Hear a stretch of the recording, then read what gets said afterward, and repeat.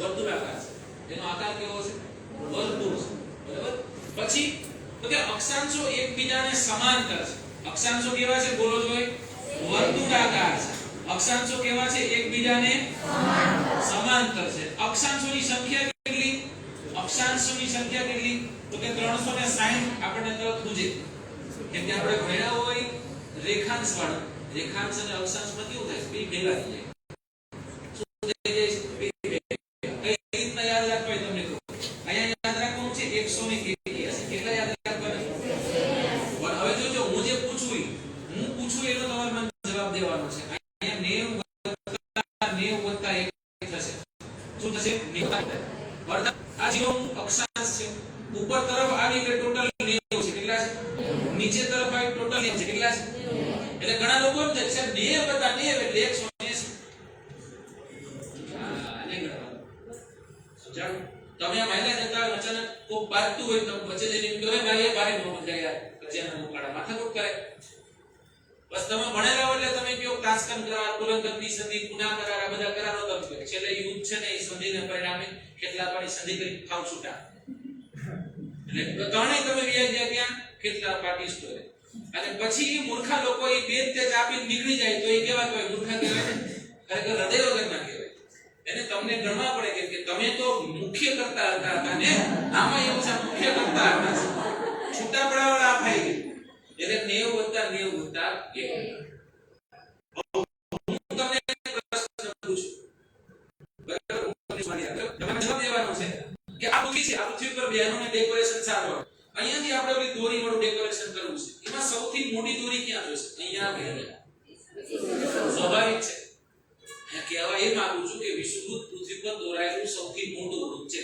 મોટું વૃત્ત હોય તો ગુજરાતીમાં બૃહદ વૃત્ત કહેવાય. શું કહેવાય? અંગ્રેજીમાં ધ ગ્રેટર સર્કલ કહેવાય. કેવું કહેવાય? પ્રશ્ન પૂછે કે પૃથ્વી પર દોરાયેલું ગ્રેટર સર્કલ એટલે કયું? તો આપણે શું કહીશું? વિષુવવૃત્ત છે.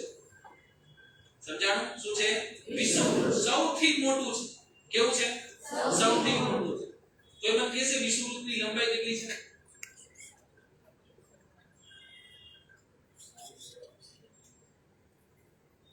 એની પડી સમય લ્યો, કાઈ વાંધો નહીં, આપણે આગળ વધી. સમય લ્યો, એકદમ મનોમંથન કરી પછી જવાબ દેજો. આગળ જતા વર્તુળ બને છે, પણ જો એક જગ્યા એવી જ્યાં કોઈ રાઉન્ડ થઈ શકશે ત્યાં તો પછી શું તમે ડેકોરેશન કરતા તો ચાંદલો માંડલો ચોટાડવો પડે, બીંદી લગાવવું પડે છે. તો આખા પૃથ્વી ઉપર તો કતું 40,076 એકદમ સાચો આન્સર છે. કેટલા? 40,076 કિલોમીટર. નો સાહેબ આ તો યુપીએસસી ના પ્રશ્ન કાઢ્યો છે.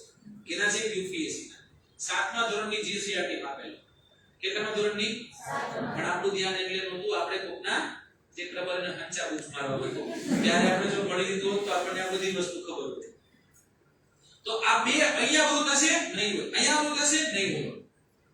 તો જો અક્ષાંશ વૃત્તમાં વૃત્તનો અર્થ શું થયો? વર્તુળ થયો. ખરેખર તમને પૂછે અક્ષાંશ વૃત્તોની સંખ્યા કેટલી? તમારે કેવી પડે? 179. અને ભાઈબંધને સમજાવવું પડે કે અહીંયા કે વર્તુળ નથી ને અહીંયા વર્તુળ નથી. આ બેને બાદ કરી દો કેમ કે બે શું છે? બે ધ્રુવ છે.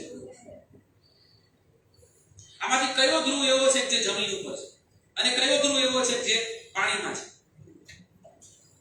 દક્ષિણ ધ્રુવ પાણીમાં અને ઉત્તર ધ્રુવ એક્સેલેન્ટ. ખોટા છો તમે. જો દક્ષિણ ધ્રુવ બેન જો અહીંયા તમે જોઈ શકો છો એક મોટો એવો એક ખંડ છે. આ ખંડ બહુ મોટો છે, આપણને ભલે નાનો લાગે. ભલે માણા નથી ત્યાં એટલે આપણને નાનો લાગે છે. તો આ ખંડ છે, આ ખંડની વચ્ચોવચ એક ધ્રુવ આવે છે. એટલે દક્ષિણ ધ્રુવ રહ્યો ને એ જમીન ઉપર છે. જ્યારે અહીંયા જુઓ તો અહીંયા કોઈ જમીન ભાગ નથી. અહીંયા શું છે? તો કે મહાસાગર છે. કયો મહાસાગર છે? આર્કટિક મહાસાગર છે. એ આર્કટિક મહાસાગર છે.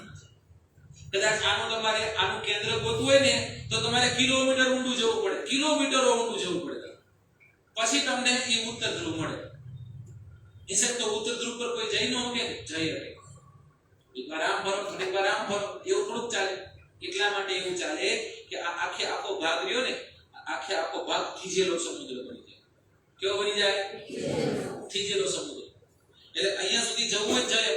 અહીંયા સુધી માણસો ગયા છે, અહીંયા સુધી સ્ટીમર ગઈ છે, અહીંયા સુધી આઈસ બ્રેકર્સ ગયા છે, અહીંયા સુધી પહોંચેલા છે. પણ યાદ રાખજો છતાં પણ સમુદ્રમાં છે આપણે એવું કહેવાનું છે આ ભૂમિભાગ છે ને આ સમુદ્ર છે મોટી એવી બરફની એવી શિલા બનેલી માથે ઉપર ને તમે એમ તો ન કહે પણ જમીન આપણે ખ્યાલ છે જમીન છે ના એમ ઓકે કમ્પ્લીટ સમજાય છે ગુજરાતી ભાષા છે બધી ઓકે સરસ છે તો સાહેબ તમે કઈ કેવું કહેવા માંગો સમાંતર એટલે એવું કે આ 0 છે અને આ 1 છે આ 1 છે અને આ 2 છે એવી રીતના નીચે તે 0 છે તો પછી આ 1 છે આ 1 છે અને પછી આ 2 છે એમાં 0 અને 1 વચ્ચે જેટલું અંતર છે એટલું તે 1 અને 2 વચ્ચે છે એટલું તે 2 અને 3 વચ્ચે છે એટલું તે 3 અને 4 વચ્ચે છે એટલું તે 4 અને 5 વચ્ચે છે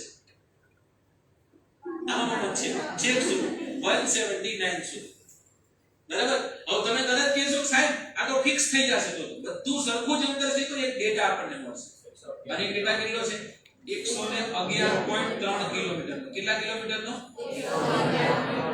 બે અક્ષાંશ વૃત્તો વચ્ચે બે અક્ષાંશ વૃત્તો છે એની વચ્ચે કેવડો ગેપ છે 111.3 કિલોમીટર 0 અને 1 વચ્ચે 1 અને 2 વચ્ચે 2 અને 3 વચ્ચે 3 અને 5 વચ્ચે ગણિત નંબર પડી ગયું 3 અને 5 વચ્ચે કીધું તું 111 વત્તા 111 એટલે 222.6 શું થાય સાહેબ આવું બધું ક્યાં કામ લાગે હું તમને સમજાવું અક્ષાંશો ક્યાં કામ લાગશે અક્ષાંશોનું મહત્વ શું છે ખ્યાલ છે તમને અક્ષાંશો સ્થાન નિર્ધારણ કરે શું નિર્ધારણ કરે જે તમે સમય કયો છો ને એ રેખાંશો નિર્ધારિત કરે કોણ નિર્ધારિત કરે રેખાંશ તમને પૂછે કાલ સવારે તમે ઇન્ટરવ્યુ ફેસ કરો કોને ખબર તમને એવો પ્રશ્ન પૂછે કે અક્ષાંશો છે અક્ષાંશો શું કામ જરૂરી છે અક્ષાંશોનું મહત્વ શું છે સૌથી પહેલો ટાપલા જેવો જે પ્રશ્નનો આન્સર બને એ તમને કહેવું પડે કે અક્ષાંશો સમય નિર્ધારણમાં મદદરૂપ થાય છે શું થશે અક્ષાંશો સેવા કામ લાગશે